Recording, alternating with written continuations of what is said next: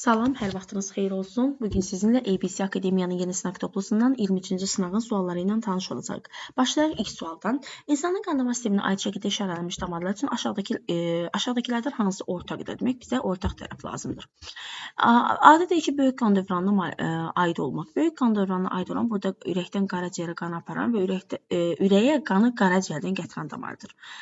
Bu böyük qan dövranına aiddir, amma bu ürək və ağciyər arasında qan dövr etdirən damarlar bunlar kiçik qan dövranına aiddir. Yəni ortaq tərəf deyil. Çıxdıq. Arterial qan daşımaq. Baxaq, arterial qan daşıyan hansıdır görək. Arterial qan ağciyərdən ürəyə gələ bilər və ürəkdən də çıxıb orqanlara gedə bilər. Yəni sadəcə birinci və ikinci arterial qandır. Ürəyə qanı gətirən, yəni böyük qan dövranına ürəyə qanı gətirən 4-cü damar və eləcə də ürəkdən qanı çıxarıb ağciyərə aparayan ağciyər arteriyasında isə venoz qan olacaq. Yəni bu uyğun tərəf deyil ona görə. C-də deyir ki, ürəyə doğru açılan tək istiqamətli qapaqlara malik olmaq. Burada söhbət vena damarlarına gedir. Görək hansılar vena damarlarıdır. Vena damarları ürəkdən qanı çıxaran damarlardır. Üzr istəyirəm. Ürəyə qanı gətirən damarlardır. Ürəyə qanı gətirən damarlar isə 1-dir və 4-dür. Yəni bu da uyğun tərəf deyil. D-də deyir ki, epiteli saya, əzələ və birləşdirici toxumadan ibarət olmaq. Bəli, burada göstərilən damarlar arteriya və vena damarlardır. Hər üçündə göstərilən toxumalar vardır. Belə ki, onlar xaricdən sıx birləşdirici toxuma ilə əhatə olunurlar. Sonra saya əzələ qatı gəlir. Saya əzələ qatı arteriyalarda daha qalın olur. Sonra isə epitel qatı gəlir. Yəni bu ona görə ortaq tərəfdir. E-də deyir ki, ürəyin mərdəcikləri ilə əlaqəli olmaq. Ürəyin mərdəcikləri ilə əlaqəli olanlar qanı ürəkdən çıxaran damarlardır. Qanı ürəkdən çıxaran damarlarda burada 2-ci və 3-cü damarlardır. Ona görə burada da demək ortaqlığı yoxdur. Çünki 1 və 4 aid deyil. Sadəcə D bəndi aid olacaq. Keçək ikinci sualı. Qanın sentrifuqa edilməsi nəticəsində əmələ gələn X və Y hissələri haqqında aşağıdakı uyğunlaşdırmalardan hansılar yanlışdır? Qanın sentrifuqa edilməsi nəticəsində əmələ gələn A bəndinə baxaq. A bəndində deyir ki, eritrositlər ola bilər. Bəli, sentrifuqa edilir və eritrositlər aşağıya doğru çökürlər. Doğrudur. Y qan lövhəciyi. Bu da ola bilər. Mümkündür.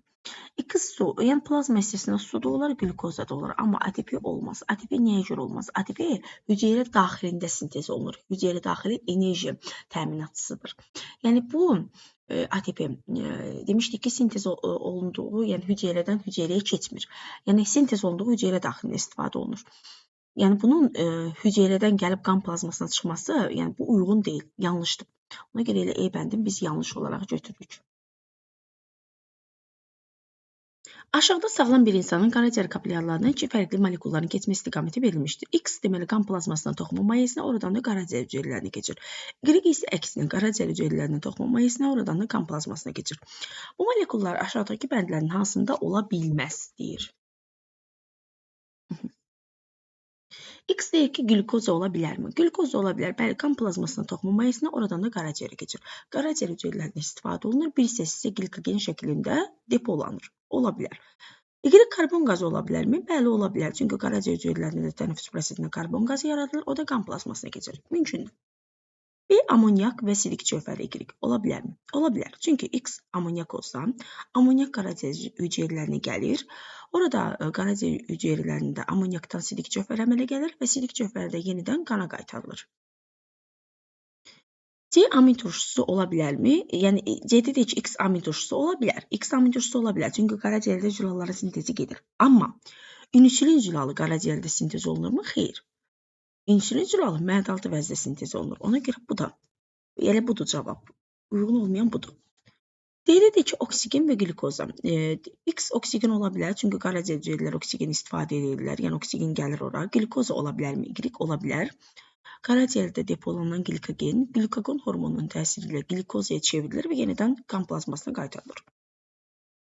E-də deyir ki, E vitamin ola bilərmi? Vitamin ola bilər. Bəli, qaraciyər hüceyrələrində vitaminlər sorulur, depolanır. Və Y fibrinogen ola bilərmi? Bəli, qan plazmasında olan bəzi jülallar, o cümlədən də fibrinogen qaraciyərdə sintezlənir. Ona görə də burada E-dən mümkündür. Sadəcə deməli C bəndi uyğunsuz oldu. Sağlam bir insanın ağciyər kapilyarlarından keçən qandakı hemoqlobinin miqdarının dəyişməsi hansı qrafikdə doğru göstərilmişdir? Ağciyər kapilyarlarına keçən qandakı hemoqlobin miqdarı sabit qalacaq. Ona görə də bu elə eybəndidir. Yəni desəydi ki, məsələn, o hemoqlobin məsələn özünə birləşdirdiyi oksigen miqdarı, hemoqlobinin daşıdığı oksigen miqdarı, yəni burada bir fərq ola bilərdi, amma hemoqlobinin öz miqdarı sabit qalacaq. Yəni burada sadəcə eybəndə uyğun olacaq. Aşağıdakı qrafikdə sağlam bir insanın döş boşluğunun həcmində meydana gələn dəyişmə verilmişdir. Döş boşluğunun həcmi deməli T0, T1 aralığında azalmışdır. T1, T2 aralığında isə həcm artmışdır. Görək nə deyir bizə? Deyir ki, buna görə demək hansılar doğrudur? Doğru ifadəni soruşur bizdən. T0, T1 zaman aralığında insan nəfəs verməkdədir. Döş boşluğunun həcmi kiçilmişdir. Bəli, həcmi kiçilirsə nəfəs verir. Doğrudur bu. 2-də deyir ki, T1, T2 zaman aralığında ağciyərdəki təzyiq azalır. Demək, döş boşluğunun həcmi böyüyür, bəli, təzyiq azalır. Mümkündür bu. Hava seyrəkləşir orada və təzyiq azalır. T0, T2 zaman aralığında diafraqma əzələsi əvvəlcə günbəz şəkilli olmuş, sonra isə yastılaşmışdır. T0, T2 aralığında, ümumiyyətlə bu aralıqda əvvəlcə günbəz şəkilli olmuşdur. Günbəz şəkilli olmuşdur. Deməli, bu nəfəs vermə prosesidir. Nəfəs vermə prosesində birinci günbəz şəkilli olduğu halda döş boşluğunun həcmi kiçiləcək, hava sıxılacaq və ağciyərdən xaric olacaq. T1, T2 aralığı isə nəfəs almadır. Nəfəs almadan demək, döş boşluğunun həcmi genişlənir. Buna müvafiq olaraq ağciyərin həcmi genişlənir, təzyiq azalır və atmosfer havası ağciyərə daxil olur. Bu zaman, demək, genişlənmə onun hesabına baş verir ki, deməli, diafraqma əzələsi yastılaşır və qabırğası əzələləri yığılır və yuxarıya qalxır. Ona görə də bu da doğrudur. Demək, hər üçü doğru oldu da, onda E bəndi deməli uyğun cavab olacaq.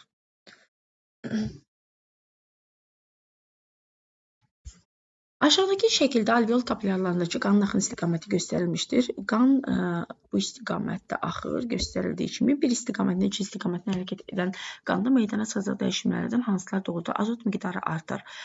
Qazlar mübadiləsi ağciyərlərdə və burada azot qazlar mübadiləsində iştirak etmir. Ona görə onun miqdarında bir dəyişiklik olmayacaq. Oksihemoqlobin miqdarı azalır. Xeyr, əksinə oksihemoqlobin miqdarı artır. Yəni oksigenlə hemoqlobin daha çox birləşir bu istiqamətdə. Ona görə bu da yanlışdır. Sizə deyir ki, karbon iyonlarının miqdarı azalar. Karbon iyonlarından daha çox karbonat iyonları şəklində biz deyirik. Yəni, qanın plazma hissəsində karbon qazı karbonat iyonları şəklində daşınır. Burada deyir ki, karbon iyonlarının miqdarı azalar. Bir dəqiqə. Karbon iyonlarının miqdarı bəli azalacaq da, yəni qan oksigenlə zənginləşəcək. Ona görə bu elə yanlışdır. Yəni, yanlış yox, testə uyğun cavabdır, doğrudur. Karbon iyonlarının miqdarı azalacaq, yəni qan oksigenlə zənginləşəcək və karbon iyonlarının miqdarı bu səbəbdən azalacaq. İstilik cövhərinin miqdarı artar, istilik cövhərinin miqdarı ağciyərlərdə bir dəyişiklik olmayacaq. Xeyr, bu artım qaraciyərdə ola bilərdi. Qida maddələri artar, xeyr, yəni qanın qidalı maddələrlə zənginləşməsi bu da ağciyərlərdədir. Bu da məsələn nazik bağırsaqda ola bilərdi. Ona görə bu da uyğun cavab deyil. Sadəcə C bəndə burada uyğun cavab oldu. Baxaq digər suala. Demək, insan sakit halda tənəffüs hərəkətləri edir. İnsan sakit halda tənəffüs hərəkətləri edir. Növbəti tənəffüs aktı zamanı insan dərindən nəfəs alaraq, demək, dərindən nəfəs verir. Bu aktlar zamanı qəbul edilən, xaric edilən havanın orta həcmlərinin cəmi neçə millilitr edir? İnsan sakit halda tənəffüs edərkən 500 millilitr hava qəbul edir və 500 millilitr də hava xaric edir. İndi dərindən nəfəs alırsa, 500 millilitrdən əlavə 1500 millilitr də əlavə olaraq, yəni hava qəbul edir. Bu da edir nə qədər? 2000 kub santimetr. İndi dərindən nəfəs verir. Dərindən nəfəs verərsən, bu 2000 kub santimetrdən yəni üzərinə bir də 1500 gəlir. O 1500 gəldiyimiz ehtiyat havadır. Yəni dərindən nəfəs verərkən 2000 üzərinə gəlsin 1500. 3500 kub santimetrdə hava xaric edir. Demək, bu ikisinin cəmi nə qədər də deyilsə, dərindən nəfəs alarkən nə qədər hava qəbul etmişdi? 2000. Dərindən nəfəs verərkən nə qədər hava xaric etmişdi? 2500. Toplam nə qədər edir bu? 5500. 5500 də bizə E bəndində verilmişdir. Sonra keçək 8-ci suala. 8-də deyir ki, insan skeletinin verilən hissəsində olan sümüklər neçə oynağın əmələ gəlməsinə iştirak edir? Baxaq. Burada sümüklər 3 dənə oynaq əmələ gətirirlər. Bir, deməli, indi buradan görünməyən alt çənə gicgah sümüyüdür. Yəni, bir deyil, 2. Bir də ənsə sümüyü boyunun birinci fəqərəsi ilə demək ki, oynaq əmələ gətirir. Yəni, cəmi 3 oynaq əmələ gəlmiş olacaq burada. Bu da C bəndində verilmişdir. Sakit halda insanın tənəffüs zamanı alveollardan qana keçən oksigen qazının miqdarı xarici olan karbon qazının miqdarından 120 ml çoxdur. Demək, sakit halda bir tənəffüs hərəkətində ağciyərlərə 25 ml, daha doğrusu ağciyər kapilyarlarından qana 25 ml oksigen keçir və xaric olunan oksigen isə, yəni kapilyarlardan alveollara keçən isə 20 kub santimetr və yaxud ki 20 ml karbon qazı. Yəni bunların arasında olan fərq 5 ml-ə bərabərdir. 5 ml-ə. İndi deyək ki, sakit halda bu fərq 120 ml-dir. Bu zaman ərzində sakit halda ağciyərlərə keçən ümumi havanın miqdarı neçə millilitr olmuşdur? Demək, bir tənəffüs hərəkətində bu fərq nə qədər oldu? 5 ml. İndi deyək ki, 120 ml fərq var. Demək, neçə tənəffüs hərəkətidir? Belə çıxır ki, burada 24 tənəffüs hərəkəti baş vermişdir. Deyək ki, 24 eləyir, 120-ni 5x-a böləndə demək, eləyir 24, bəli. 24 tənəffüs hərəkəti baş vermişdir. Bu zaman ərzində sakit halda ağciyərlərə keçən ümumi havanın miqdarı neçə millilitr olmuşdur? Bir tənəffüs hərəkətində ağciyərlərə 500 millilitr hava keçir. 24 tənəffüs hərəkətində də keçən tapmaq üçün 24-ü vururuq 500 millilitrə. Bu da edir, demək 12.000 millilitr. 12.000 millilitr də A bəndində verilmişdir. Yəni A bəndə uyğun cavab olacaq. Sonra cədvələ əsasən B minus A ifadəsinin maksimum qiymətini tapın. Lordoz əmələ gəlməsinə iştirak edən fəqərlərin sayı. Lordoz önə doğru əyillikdir. Önə doğru əyilliyə əmələ gətirən boyun və beldir. Boyunda demək 7 fəqərə, beldə isə 5 fəqərə var. Demək bu qiymət 12-yə bərabər olacaq. B nədir? B isə gövdənin tək sümüklərinin sayıdır. Gövdə skeleti, onurğa sütunu və döş qəvəsindən ibarətdir. Onurğa sütununun bütün fəqərləri tək sümüklərdir. Demək 33-34 dənə fəqərə var. Onlar hamısı tək sümüklərdir. Qaburğalar cüt sümüklərdir. Sonra demək bir də döş sümüyü tək sümükdür. Yəni bu da edir 34-35 sümük. 34-35 sümük edir. Aha. İndi maksimum B və minus A arasında olan maksimum fərqi tapmaq üçün biz B-ni 35 götürməliyik. 35. 35-dən də 12-ni çıxanda, 35-dən 12-ni çıxanda qalır 23. 23 də bizə verilmişdi B bəndində. Yəni cavab B bəndi olacaq 10-cu sualda. Sonra keçək 11-ci suala. Şəkilə əsasən X və Y hormonları ilə əlaqəli verilən ifadələrdən hansı doğrudur? Baxaq. X hormonu, X deməli neyinir? Qandan sümüyə və böyrəklərə kalsiumun keçişini təmin edir. Qandan sümüyə və böyrəklərə keçişi təmin edir. Amma Y deməli hormonu əksinə sümükdən və böyrəklərdən qana keçişi təmin edir. Deməli X nədir? X kalsitonindir. Bu keçişi təmin edən X kalsitonindir. X deməli kalsitonin, Y isə demək nədir? Y deməli əksinə keçişi və bu da parat hormonu idi da. Parat hormon. Doğru ifadəni soruşur bizdən. Verir ki, birincidə X kalsitonindir. Deməli, bu doğrudur. Dedi ki, artıq bunu. Yəni, 1 kalsitonindir. İkincidə Y hormonu qalxırılməzlər ətraf vəzi tərəfindən sintez olunur. Y hormonu, bu, bəli, qalxırılməzlər ətraf tərəfindən sintez olunur da, parat hormonu doğrudur. İkinci də doğrudur. Üçdə deyək ki, X hormonu sintez edən vəzi qarın boşluğunda yerləşir. Kalsitonin, demək, qalxırılməzlər vəzi tərəfindən sintez olunur və bu vəzi qarın boşluğunda yerləşmir ümumiyyətlə. Yəni, heç bir bədən boşluğunda yerləşmir. Ona görə 3 doğru deyil. 4-də X hormonu tiroksindir. Xeyr, tiroksin deyil. Qalxırılməzlər vəzi hormondur, amma tiroksin deyil, kalsitonindir. Ona görə 3 və 4 yanlış oldu. Bizdən doğrunu soruşurdu. Sadəcə 1 və 2 düz çıxdı. Bu da C bəndində verilmişdir. Yəni, 11-də cavab C bəndi olacaq. Sonra Şəkildə 2 rəqəmi ilə göstərilən damarda olan bir eritrosit 1 nömrəli damara gələnə qədər aşağıdakı orqanlardan hansından mütləq olar? 2 nömrəli damarda olan eritrosit hansıdır? Bax, buradan çıxan eritrosit. Yenidən böyrəyin, belə deyim də, venasından çıxan eritrosit, böyrək arteriyasını yenidən böyrəyə qaydana qədər hansı orqanlardan mütləq keçər? Aha. Böyrək venası ilə gələn eritrosit. Böyrək venasından çıxan qan harasıdır? Aşağı boş vena. Aşağı boş vena da qanı ürəyə gətirir. Yəni mütləq ürəyə gələcək. Ürəyə gələn bu venoz qan təmizlənmək üçün də ağciyərə gedəcək. Ağciyərdə təmizlənəndən sonra yenidən ürəyə qaydada. Ürəyi indi təkrar yazmıram. Ürəkdən də çıxır, aorta ilə gedir daxil orqanlara, o cümlədən də ağciyərə. İndi bu ağciyərə gələnə qədər hissəsi lazımdır. Üzr istəyirəm. O cümlədən də böyrəyə deməliydim. Yəni böyrəyə gələn hissəsi bizə lazımdır da. Yəni bu gələnə qədər, 1 nömrəli damara gələnə qədər. Ona görə böyrəyi götürmürük.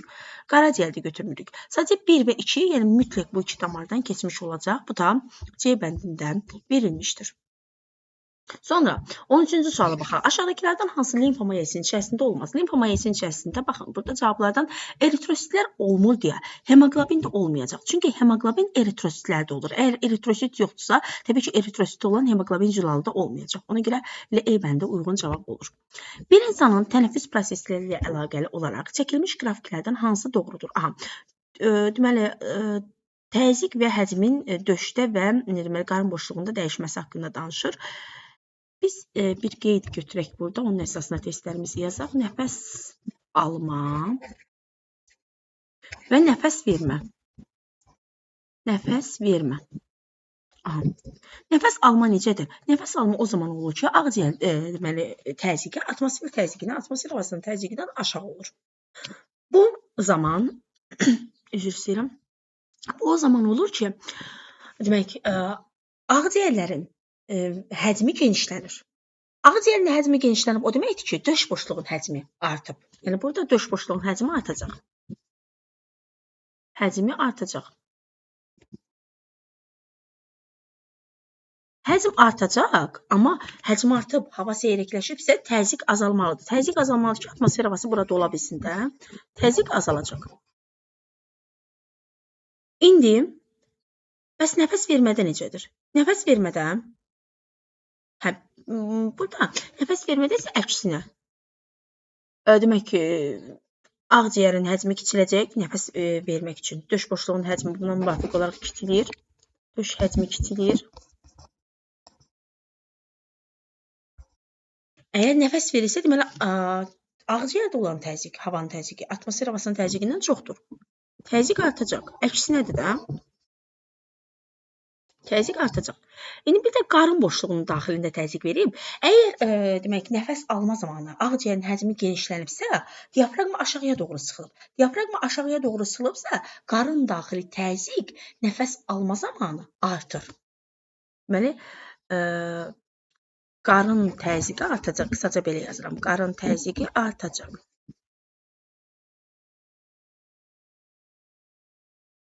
Burada da azalacaq. İndi daha o tərəfdə yerim yoxdur, yaza bilmirəm. Görək indi bizə nə deyir ki, burada doğru olanı soruşur da bizdən, doğru olan. Demək deyir ki, qrafiklərdən hansı doğrudur?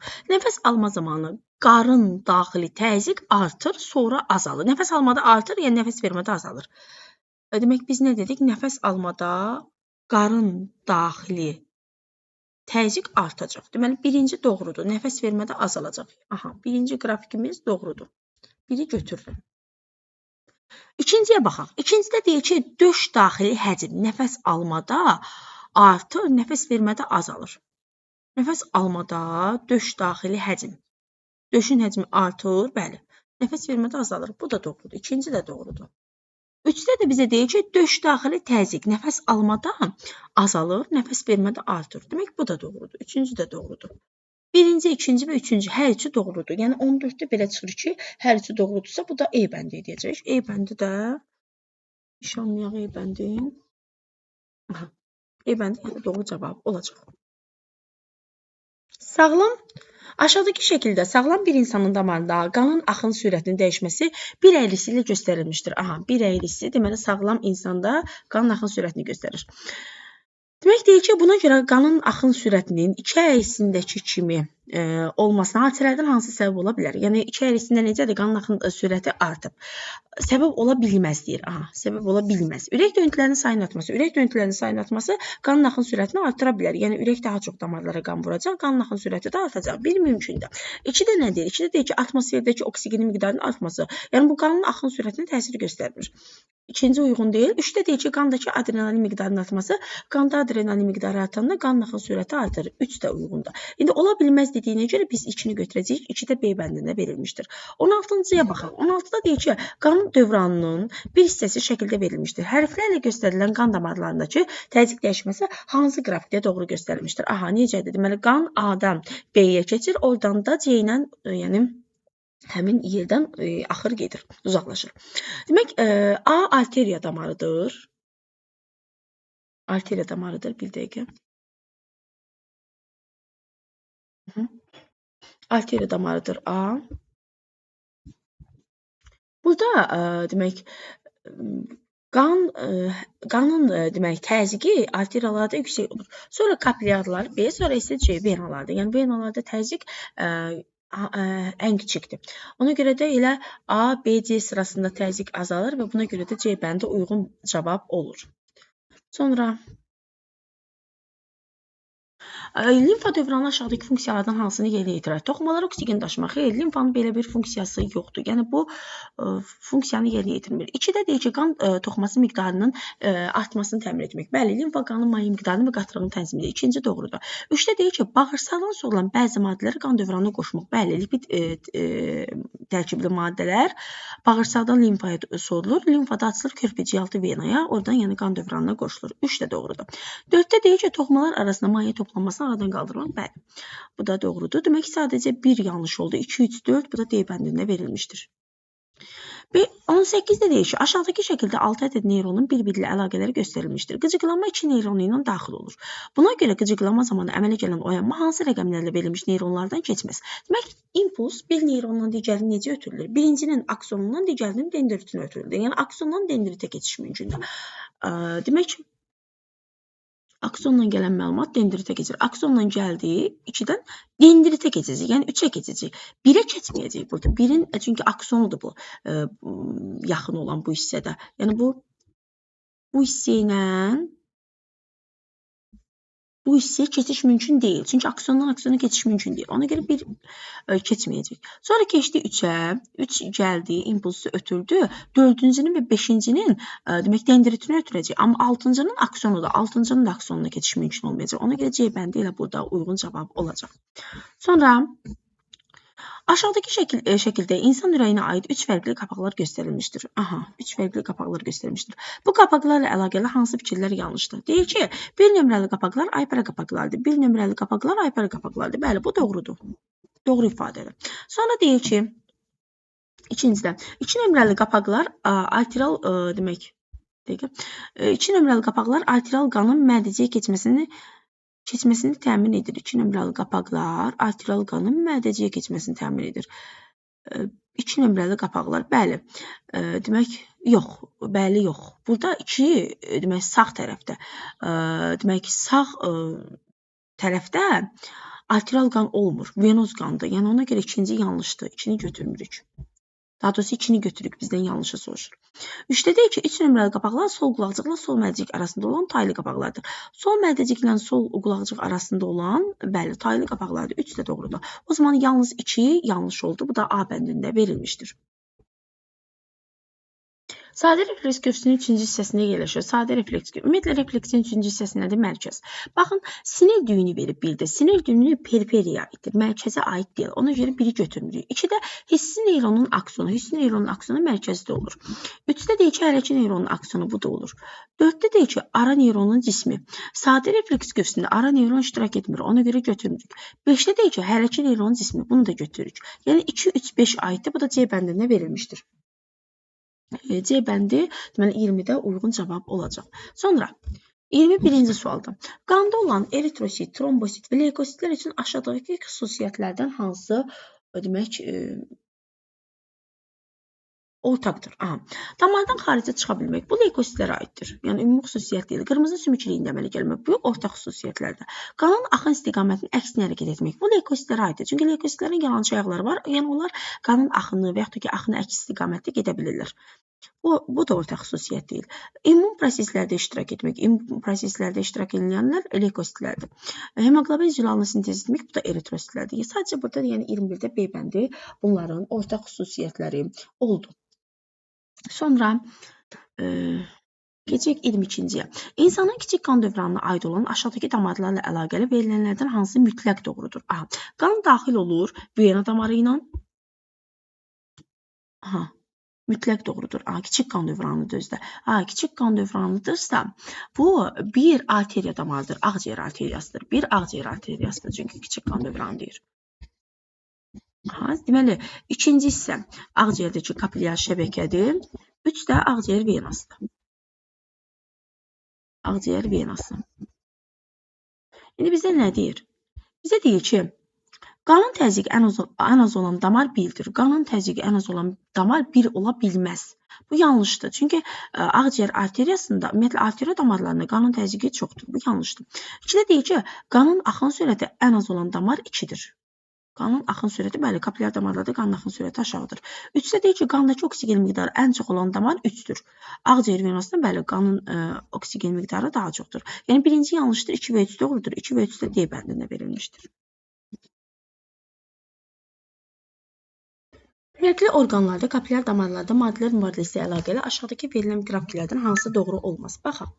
Birdə deyir ki, glikogen mədə kapilyarlarının miqdarı artır. Mədə kapilyarlarının glikogenin miqdarı niyə artsın ki? Yəni, burada tutaq ki, mədə yox, qaraciyər olsaydı, bu uyğun cavab olardı. Amma mədə kapilyarlarında glikogen, yəni mədədə toplanmır, yəni sintezlənmir. Bu, yəni uyğun deyil ona görə. Elə bu uyğun olmayan budur. Sonra B-də deyir ki, karbon qazı miqdarı alveol kapilyarlarında azalır. Bəli, alveol kapilyarlarında azalır. Çünki qazlar mübadiləsi baş verir. Alveol kapilyarlarında karbonun miqdarı azalır, oksigenin miqdarı artır. Bu, yəni uyğun deyil. C-də deyir ki, sümük kapilyarlarında kalsium miqdarı artır. Bəli, qandan sümüyə keçir. Uyğun cavabdır. Uyğun deyil. Silik cövhəri böyrək kapilyarlarında artır. Bəli, silik cövhəri süzülür böyrək kapilyarlarına. Onların miqdarı artır. Çünki o böyrək kapilyarlarından da keçəcək sidiyə və sidikdən xaric olacaq. E-də deyir ki, A vitamini qaraciyər kapilyarlarının miqdarı artır. Bəli, qaraciyərdə A vitamini depolandığına görə onun miqdarı artır. Yəni, burada sadəcə A bəndi uyğun olmayan cavab oldu. Yəni, doğru olmayan cavab oldu. 24-də deyir ki, ağciyər arteriyasında verilən xüsusiyyətlərdən hansılar ağciyər venasına nisbətən daha çoxdur. Deməli, ağciyər arteriyası qanı ürəkdən çıxarıb ağciyərə aparır, amma ağciyər venası təmizlənmiş arterial qanı demək gətirir ürəyə. Oksigenin miqdarı ağciyər arteriyasında daha çoxdur. Xeyr, oksigenin miqdarı daha çox deyil, əksinə daha azdır. Qanın təzyiqi, arteriyalarda qanın təzyiqi çox olur. Bunu götürəcəyik. Divarın qalınlığı, bəli, arteriya damarlarının divarı daha qalındır. Yəni, burada ikinci və üçüncü doğrudur. Bu da D bəndində verilmişdir. 25-ə baxaq. 25-də deyir.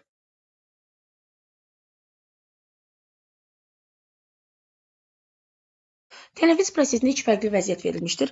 X vəziyyəti, Y vəziyyəti. Buna görə aşağıdakı ifadələrdən hansılar doğrudur? Doğrunu soruşur bizdən. X vəziyyətində qabırğası əzələlər yığılaraq döş qəfəsi önə doğru genişlənir. X vəziyyəti nədir? X vəziyyətində döş boşluğunun həcmi artıb. Həcm artıbsa, nəfəs alma vəziyyətidir bu. Nəfəs alma vəziyyətində, bəli, qabırğası əzələlərdə, diafraqma əzələlərdə yığılır və döş qəfəsi önə doğru genişlənmiş olur. Bu doğrudur.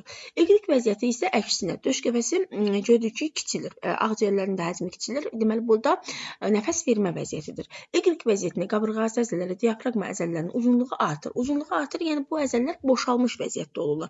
Bu əzələlər boşalmış vəziyyətdə olanda diafraqma əzələləri günbəzvarı olur, qabırğası əzələlər də yəni aşağıya doğru öz yerində olur da, belə deyim. Yəni yuxarıya doğru çəkilmir. Ona görə də burada da yəni döş boşluğunun həcmi kiçilir və nəfəs vermə olur. Y-də olduğu kimi bu da doğrudur. 3-də deyir ki, X vəziyyətində ağciyərlərin həcmi artır. Bəli, nəfəs almadır, doğrudur. 4-də deyir ki, Y vəziyyətində döş boşluğundakı təzyiq atmosfer təzyiqindən daha yüksəkdir. Y nəfəs vermədir. Bəli, nəfəs vermədə döş boşluğundakı təzyiq atmosfer təzyiqindən böyük olmalıdır ki, nəfəs verilsin. Ona görə bu da doğrudur. Belə çıxır ki, bütün cavablar doğrudur. Bu da verilmişdir bizə demək E bəndində. Yəni E bəndi uyğun cavab olacaq. E bəndi uyğun cavab olacaq. Sonra keçək növbəti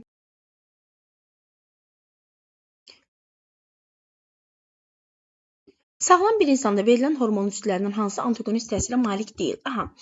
Adrenalin, noradrenalin bunlar antagonist təsirə malik deyillər. Estrogen, progesteron hər ikisi cinsiyyət hormonudur, antagonist təsirə malik deyillər.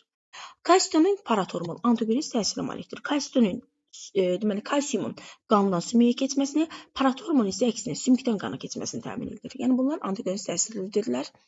İnsulin qanda şəkər miqdarını artırır, azaldır. Glikoqon isə artırır. Yəni antagonist təsir var burada da. Götürmürük. Sadəcə 1 və 2-ni götürürük. O da D bəndində verilmişdir. Farengitin əlaməti deyil. Farengitin əlaməti deyil. Burada əlamətlər içərisində D bəndi uyğun cavabdır. Yəni qıtlaq ətrafının iltihablaşması ümumiyyətlə farenqit deyil. Laringitdir bu.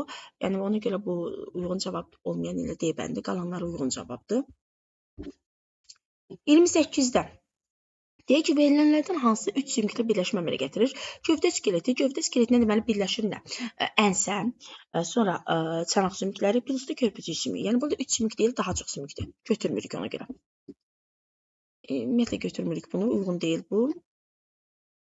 Üstünə xətt çəkim.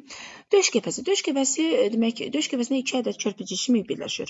Boyun fəqərəsi birləşir, bel fəqərəsi birləşir. Yəni burada da 3-dən çox sümükdür, götürmürük. C-də döş sümüyüdür. Döş sümüyünə qabırğalar birləşir. Qabırğalar da yəni bunlar da 3-dən çox sümüklərdir. Plus orada birləşir körpücük sümükləri.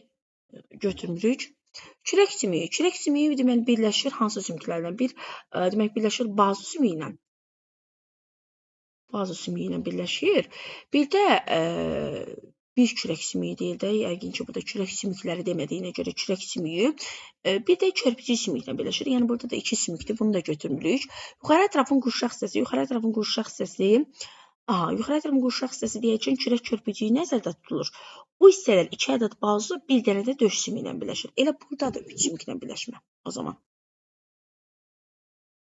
Baxaq 29-cu suala. İnsan sakit halda 64 tənəffüs hərəkət etmişsə, bu müddət ərzində ürəkdən altıya maksimum neçə dəfə qan qovular? Aha, baxaq. 64 tənəffüs hərəkəti, 1 dəqiqədə 16 tənəffüs hərəkəti olur. Bunu böləndə eləyir 4 dəqiqə. Demək, ürəkdən altıya maksimum neçə dəfə qan qovular? Aha, demək, 0.8 saniyədə, yəni bir ürək çəkində bir dəfə qan qovulur.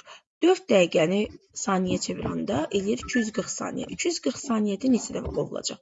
Bunu tapırıq buradan 240-ı 0.8-ə bölməklə. Buradan da eləyir 300. Yəni 300 dəfə qan qovulacaq. Bu da C bəndində verilir. 30-da şəkildə X ilə verilən hissə haqqında hansı fikir yanlışdır? X ilə verilən hissə hansıdır? Beyincikdir. Deyir ki, beyincik görmə mərkəzidir. Xeyr, görmə mərkəzi beyincik deyil. Elə bu yanlışdır. Qalanları o iradi hərəkətləri tənzimləyir. Üzəri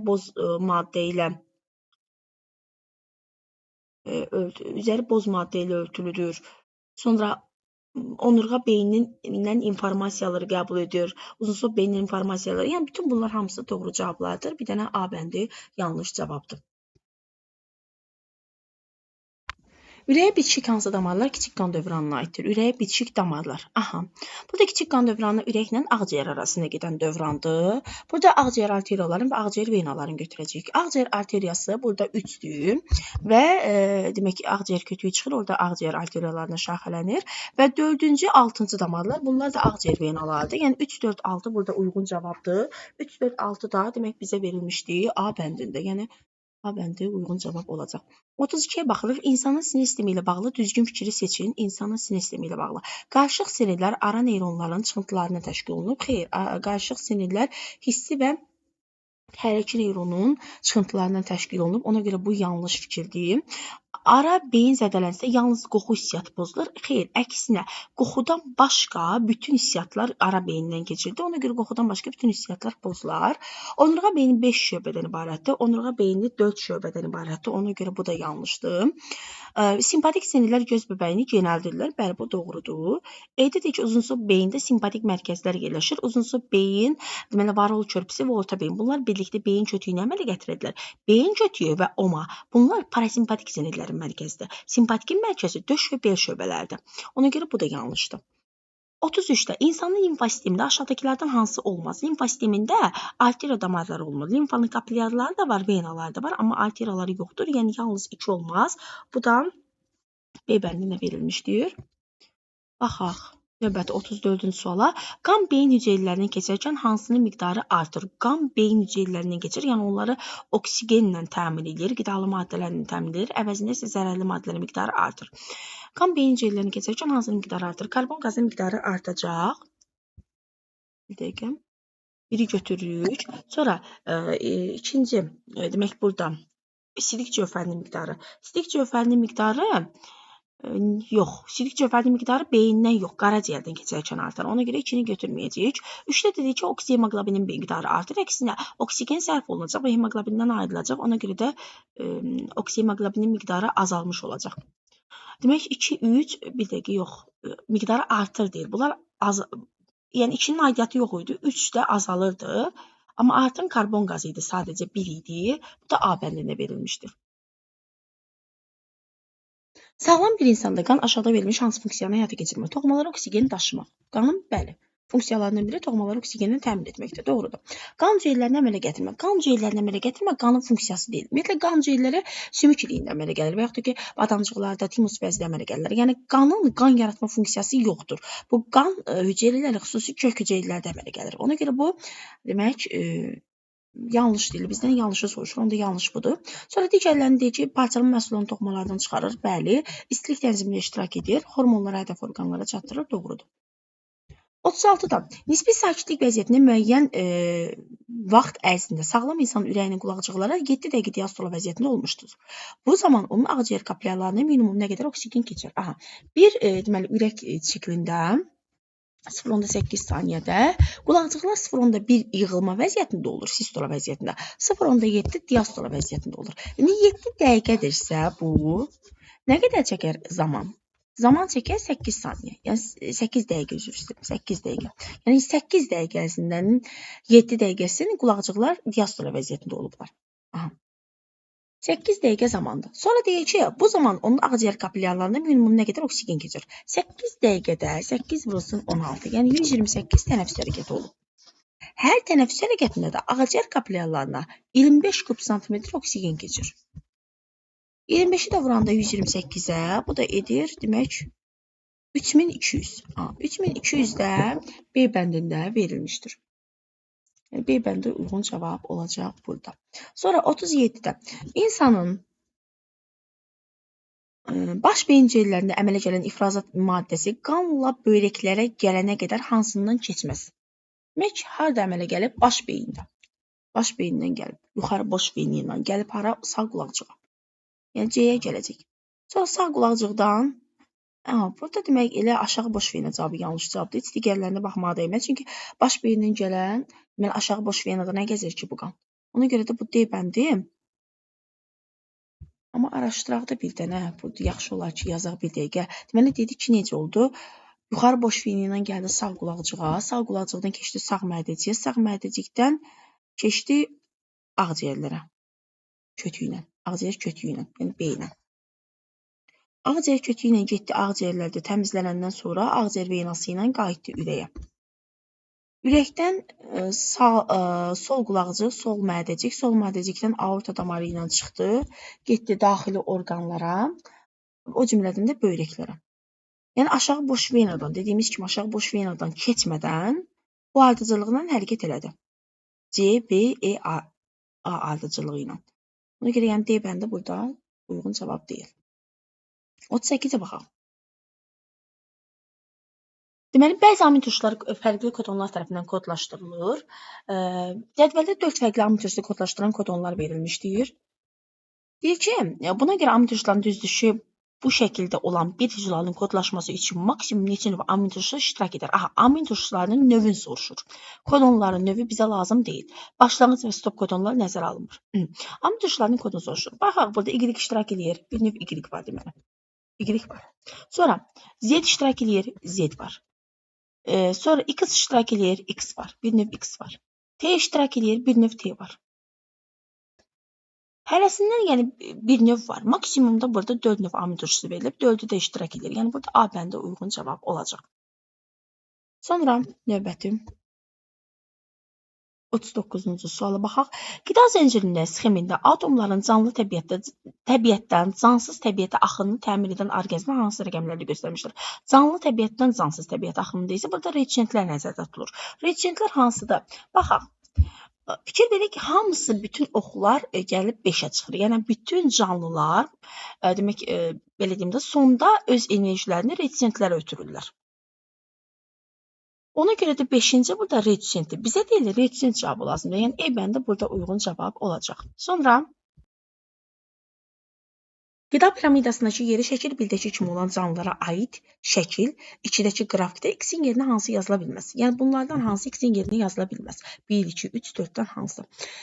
Demək, baxaq, biri fərd sayıdır. Fərd sayı. Yuxarıya doğru getdikcə fərd sayı azalır, piramidanın təpəsinə doğru qalxdıqca. Yəni, K-da fərd sayı çox olacaq, N-də az olacaq. Qrafikdə isə əksinə, K-da fərdin sayını az verib, N-də çox verib. Ona görə bu ola bilməz. İkinci, bədən ölçüləri. Yuxarıya doğru qalxdıqca, yəni K-dan N-ə doğru qalxdıqca bədən ölçüləri artır. K-da azdır bədən ölçüləri, N-də çoxdur. Ona görə burada bədən ölçüsünü yazmaq olar. Üçdə deyir ki, çoxalma intensivliyi. Çoxalma intensivliyi aşağıda, yəni piramidanın əsasında çoxdur. Çoxalma intensivliyi zirvəsinə doğru qalxdıqca isə azalır. Bir dəqiqə. 3-də çoxdur, K-da çoxdur. N-də isə azdır. Qrafikdə isə əksinə verib. K-da az verib, N-də çox verib. Sonra zərərli maddələrin toplanması. Zərərli maddələrin toplanması. Yenə də, demək, burada zirvəyə doğru qalxdıqca zərərli maddələrin toplanması ehtimalı artır. Zərərli maddələr daha çox toplanır. Yəni, N-də daha çoxdur zərərli maddələrin toplanması. Ona görə N-də çox, K-da az olan uyğundur. Yəni, 1 və 3 yazıla bilməz o səbəbdən. Bu da C bəndində verilmişdir. Burada 23-cü variantın testləri yekunlaşdı. Ümid edirəm ki, izahlar hər biriniz üçün aydın olar. İnşallah ki, bəyənəsiniz. Videonu bəyənsəniz, bəyənmə tuşuna basmağı və kanala abunə olmanızı xahiş edirəm sizdən. Çox sağ olun. Hər birinizə təşəkkür edirəm.